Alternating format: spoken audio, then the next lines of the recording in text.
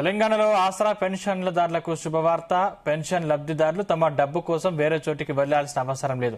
ఎందుకంటే ఇక నుంచి ప్రభుత్వం ఇవ్వనున్న డబ్బు వారి ఖాతాల్లోనే జమ కానుంది. ఈ మేరకు అధికారులకు సీఎం రేవంత్ రెడ్డి ఆదేశాలు జారీ చేశారు. పోస్టల్ శాఖ ద్వారా అందజేస్తున్న ప్రస్తుత పెన్షన్ల పంపిణీ విధానాన్ని మార్చి నేరుగా లబ్ధిదారుల బ్యాంకు ఖాతాల్లో జమ చేయాలన్నారు. దీనికి తోడు జూన్ 2 నుంచి కొత్తగా మంజూరు చేసే పెన్షన్లలో ఒంటరి మహిళలకు మొదటి ప్రాధాన్యత ఇవ్వాలని సీఎం సూచించారు.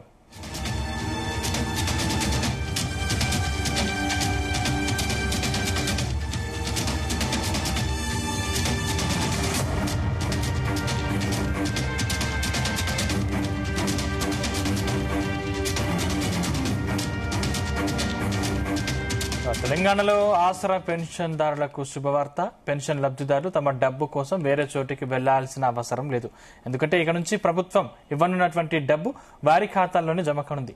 ఈ మేరకు అధికారులకు సీఎం రేవంత్ రెడ్డి ఆదేశాలు జారీ చేశారు. పోస్టల్ శాఖ ద్వారా అందజేస్తున్న ప్రస్తుత పెన్షన్ల పంపిణీ విధానాన్ని మార్చి నేరుగా లబ్ధిదారుల బ్యాంకు ఖాతాల్లో జమ చేయాలన్నారు.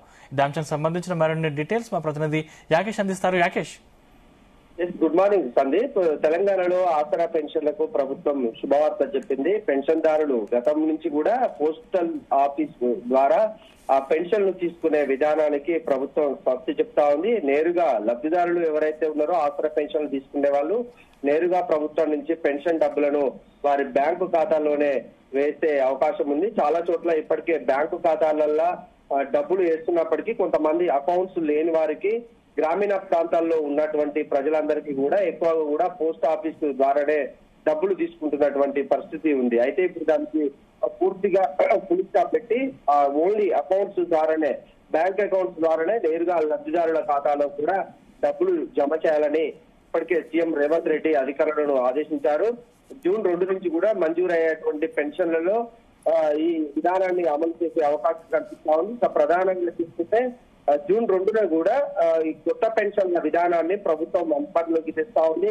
ఇప్పటికే దాదాపు 2 లక్షల పెన్షన్లు ఇవ్వాలని ప్రభుత్వం నిర్ణయించినటువంటి క్రమంలో వాటికి సంబంధించినటువంటి ప్రక్రియ కొనసాగుతుంది.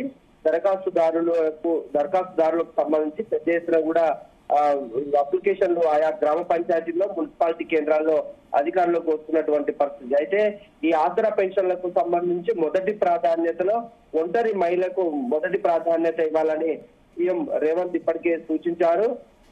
అందులో భాగంగానే వారి గుర్తింపుడు అధికారులు ఇప్పటికే ప్రక్రియ ప్రారంభించారని చెప్పుకోవచ్చు. మొదటి ప్రాధాన్యత వారికి ఇచ్చిన తర్వాతకి మిగతా ప్రాధాన్యత క్రమంలో వృద్ధులు గాని వితంతువు గాని వాళ్లకు ఇవ్వాలనేది సీఎం సూచించారు. అయితే దీనికి సంబంధించి పోస్టల్ శాఖ ద్వారా అందజేస్తున్న పాత పెన్షన్లకు పూర్తి స్థాయిలో ఫుల్ స్టాప్ పెట్టినట్టే తెలుస్తా ఉంది. ఎందుకంటే చాలా అక్రమాలు కూడా పోస్ట్ ఆఫీస్ ద్వారా జరుగుతున్నాయని ఆ ప్రభుత్వానికి నివేదికలు వచ్చినట్టు తెలుస్తా ఉంది. చాలా మంది కూడా చనిపోయినా కానీ, లేకుంటే కొంతమంది పెన్షన్లు తీసుకున్న వాళ్ళు కూడా ఇంకా వాళ్ళ అకౌంట్ ద్వారా పోస్ట్ ఆఫీస్ కు వస్తున్నటువంటి పరిస్థితులలో నిధులు పక్కదారి పడుతున్నట్లు కూడా ప్రభుత్వం గుర్తించింది. ఆ నేపథ్యంలోనే పూర్తిగా వాటిని తొలగించినటువంటి ప్రక్రియ ఉంది. అయితే ఓటర్ గుర్తింపు కార్డు, ఆధారు, సామాజిక ఆర్థిక సర్వే డేటా ఆధారంగా కూడా ఆ పెన్షన్లను క్రమబద్ధీకరించాలని ప్రభుత్వం భావిస్తా ఉంది. తెలంగాణలో గ్రామ పంచాయతీకి సిబ్బందికి కూడా ప్రభుత్వం ఒక తీపి కబురు చెప్పిందని చెప్పుకోవచ్చు. రాష్ట్రంలో పంచాయతీ కార్మికుల్లో పనిచేస్తున్నటువంటి 50,000 మంది సిబ్బందికి ప్రతి నెల 1వ తేదీన కూడా జీతాలు ఇవ్వాలని సీఎం రేవంత్ రెడ్డి అధికారులను ఆదేశించారు. వీరితో పాటు శాశ్వత ఒప్పంద, పొరుగు సేవలు అనే తేడా లేకుండా అన్ని వర్గాల కార్మికులకు 1వ తేదీనే జీతాలు కూడా ఇవ్వాలంటూ సూచించారు. ఒక్క రోజు ఆలస్యమైనా కూడా ఉపేక్షించేది లేదంటూ కూడా సీఎం ఆదేశాలు ఇచ్చినటువంటి పరిస్థితి. అయితే 1వ తేదీన జీతాలు చెల్లించాలని నిర్ణయించినటువంటి నేపథ్యంలో ప్రభుత్వం నెలకు 50 కోట్ల రూపాయల మేర కూడా ఆ ఖర్చు అవుతుంది అని భావించింది. ఆ నేపథ్యంలో ప్రతి నెల కూడా 50 కోట్ల రూపాయలను కూడా రిలీజ్ చేసేందుకు ఆదేశాలు అయితే ప్రభుత్వం ఇస్తుందని చెప్పుకోవచ్చు. అయితే సొంత ఆదాయాన్ని ట్రెజరీ ఖాతాలు కాకుండా బ్యాంకు ఖాతాలు జమ చేసేలా చట్ట సవరణ చేయాలని కూడా సీఎం ఆదేశించారు. నెల ఐఏఎస్ అధికారులకు ఏ విధంగానైతే సమయానికి జీతాలు వస్తున్నాయో అదే విధంగా కూడా పంచాయతీ కార్మికులకు కూడా 1వ తేదీనే జీతాలు పడాలని సూచించారు. పంచాయతీ సిబ్బందికి జీతాలు చెల్లించడానికి ప్రతి నెల కూడా 50 కోట్ల రూపాయలను కూడా ప్రతి నెల మంజూరు చేస్తామని సీఎం చెప్తున్నారు. అయితే మొత్తానికి ఈ రెండవ తేదీ నుంచి కూడా కొత్త పెన్షన్లతో పాటు కార్మికులకు కూడా కొంత ఈ వెసులుబాటు ప్రభుత్వం కల్పించిందని చెప్పుకోవచ్చు. తెలంగాణలో జూన్ 2వ తేదీ నుంచి కూడా దాదాపు 2 లక్షల కొత్త పెన్షన్లను ప్రభుత్వం ఇవ్వబోతా ఉంది. పెన్షన్ల విధానానికి సంబంధించి మొత్తం పారదర్శకంగా చేయాలని భావిస్తా ఉంది. అందులో భాగంగా ఇప్పటికే రాష్ట్రంలో దాదాపు 40 లక్షలకు పైగా కూడా పెన్షన్లు ఉన్నటువంటి నేపథ్యంలో వాటన్నిటిని కూడా కొన్ని చోట్ల ఒక్కరే 2-3 పెన్షన్లు కూడా తీసుకుంటున్నట్లు ప్రభుత్వం గుర్తించింది. వారన్నిటిని కూడా రీవెరిఫికేషన్ చేస్తా ఉంది. ఎవరైతే ఒక బాధితుడు ఒక పెన్షన్ కి అర్హత అనే నినాదంతో ప్రభుత్వం ముందుకు పోతా ఉంది. ఆ నేపథ్యంలోనే మొత్తం క్రమబద్ధీకరణ చేసి ఎవరైతే అనర్హులు ఉంటారో వాళ్ళని తీసివేసి ఒక్కరికి ఒక్కటే పెన్షన్ అమలు చేసే విధానాన్ని ముందుకు తీసుకొచ్చే పద్ధతి చేస్తా ఉంది.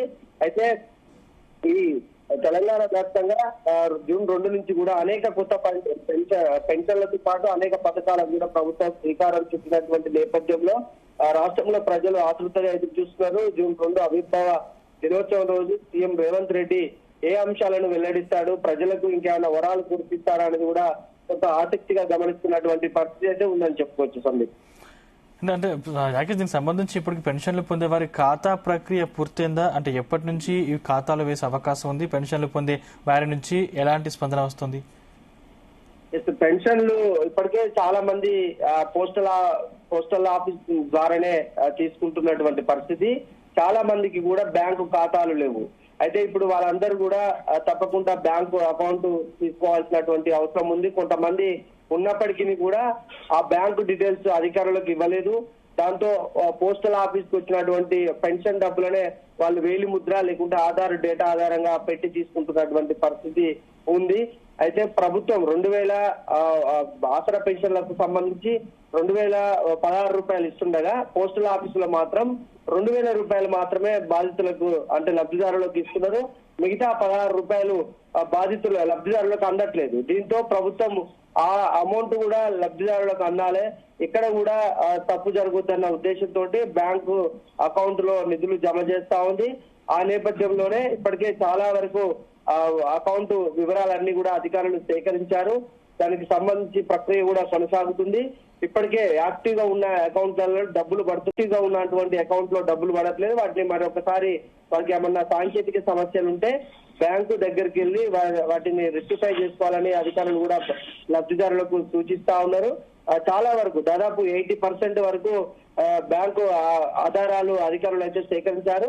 మిగిలినటువంటి కొంతమంది ఎవరైతే ఉన్నారో వారందరికి కూడా ఇప్పటికే సూచించారు. వారంతా బ్యాంకుకి వెళ్ళి సమస్యలు ఉంటే పరిష్కరించుకోవాలని చెప్తున్నారు.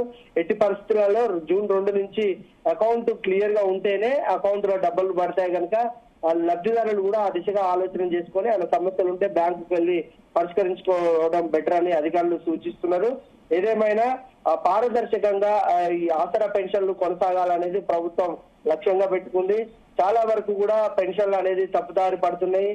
చనిపోయిన వారి పేరు మీద కూడా వారి కుటుంబ సభ్యులు ఇంకా పెన్షన్లు తీసుకుంటున్నటువంటి విధానం ఉంది. ఇప్పుడు రీవెరిఫికేషన్ అన్ని ప్రాంతాల్లో అధికారులు చేస్తున్నటువంటి క్రమంలో ఇలాంటి అంశాలన్నీ కూడా బయటకు వస్తున్నాయి. కొంతమంది రేషన్ కార్డు అంటే ఉన్నతమైన వర్గాలు కూడా ఈ ఆసరా పెన్షన్లు తీసుకుంటున్నటువంటి పరిస్థితి ఉంది. వారిని కూడా రీవెరిఫికేషన్ చేస్తున్నారు. పూర్తి స్థాయిలో వారిని అటు రేషన్ కార్డు కట్ అయితే వైట్ రేషన్ కార్డు కట్ అయితే ఆటోమేటిక్ గా పెన్షన్ కట్ అవుతుంది కనుక మొదటి నుంచి రేషన్ కార్డు కట్ చేయాలనేది ప్రభుత్వం భావిస్తా ఉంది. ఆ క్రమంలోనే రీవెరిఫికేషన్ ద్వారా అనర్హులను తొలగించి అర్హత ఎవరికి ఉందో వారందరికి కూడా పెన్షన్లు ఇవ్వాలని ప్రభుత్వం భావిస్తుంది. Thank you Yakesh.